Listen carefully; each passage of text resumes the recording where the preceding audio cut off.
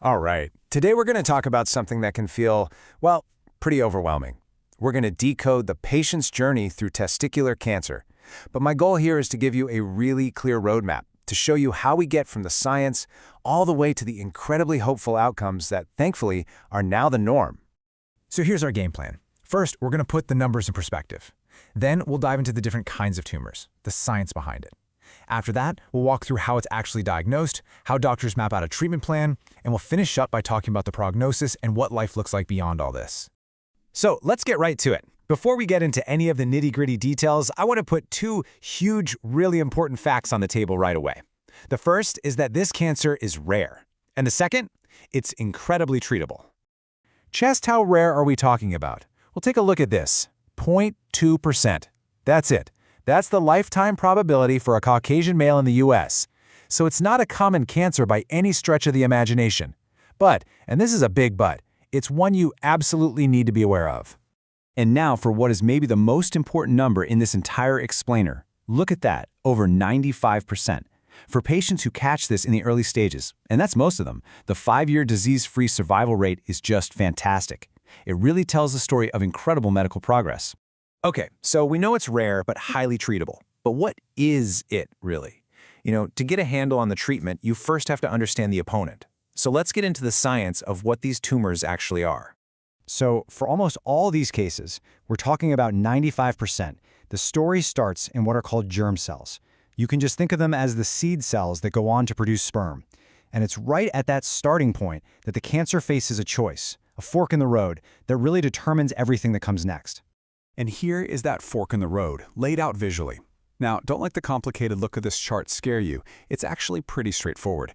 Up at the top, you've got that main germ cell. From there, it can go one of two main ways. It can become a seminoma, or it can branch out and become one of these other types that we just lump together and call non-seminomas. So what's the real difference? Well, the old tortoise and the hare story is a perfect analogy here. Seminomas? They're the tortoise. They tend to grow slower and they're really sensitive to radiation treatment. Non-seminomas, on the other hand, are kind of like the hare. They're a more diverse bunch and they can grow a lot faster.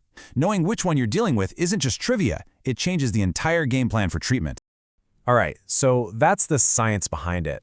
But what does this look like in the real world for an actual person? How does this whole journey even get started?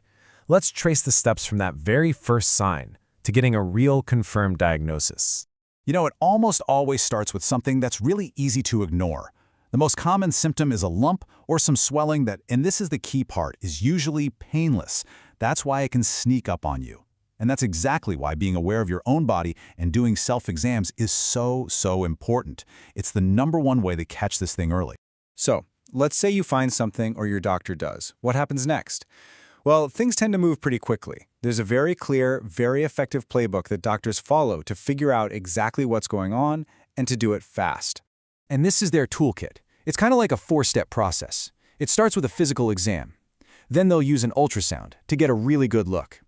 At the same time, they'll do blood tests, and these are super important, looking for things called tumor markers. And finally, they might use a CT scan to see if it's gone anywhere else in the body. Okay, let's talk more about those blood tests because this is where things get really clever. It's like biological detective work. These markers, AFP and HCG, are like fingerprints that different tumors leave behind in your blood. Look at this table. See how a pure seminoma has a 0% chance of producing AFP? That's a huge clue. It helps doctors figure out what kind of tumor it is, sometimes before they even go in for surgery. It's pretty amazing stuff. So, the diagnosis is in. The detective work is done. Now it is time to build the battle plan. And you just can't have a plan without a map. In cancer treatment, that map is called staging. Staging is exactly what it sounds like, figuring out what stage the cancer is in. But I really like the map analogy. It's all about knowing exactly where the cancer is, and just as importantly, where it isn't. And this map becomes the single most critical piece of information for deciding what to do next. And how do they build this map? They use a system called T&M. It's used all over the world, and it's actually really simple to get your head around. T is for tumor. How big is it? N is for nodes. Has it spread to the lymph nodes? And M is for metastasis. Has it spread to distant parts of the body? You answer those 3 questions, and you have your stage. It's as simple as that. Okay, so you've got the map, you know the tumor type, now you pick the strategy. The first move is almost always surgery to remove the cancerous testicle. After that, the path really depends on what the map showed. If it's caught super early, the plan might just be active surveillance, which means watching very, very closely. If it's more advanced, then you bring in the other tools, chemotherapy, or for those seminomas, radiation. All right, we've gone through all the tough stuff, the diagnosis, the treatment plans, but this all leads to the one question that really, really matters, right? What happens next? What does life look like on the other side of this? I mean, just take a second and read that quote. It sums everything up beautifully. The fight against testicular cancer is, without a doubt, one of the biggest success stories in all of modern medicine. We have gotten so much better at treating it, especially with chemotherapy, that cure is a word we actually get to use a lot, and that is fantastic news.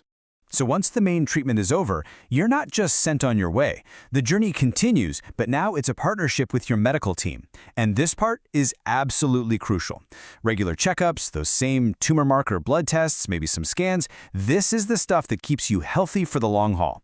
Think of it as your long-term health insurance plan. We've covered a lot today, right? The science, the diagnosis, the staging, the treatments. But if you zoom out, you see that all of it, every single part, hinges on one powerful thing: catching it early. That incredible 95+% survival rate, that exists because of early detection. So if you remember just one thing from our time together today, let it be that: awareness is power. Thanks so much for joining me.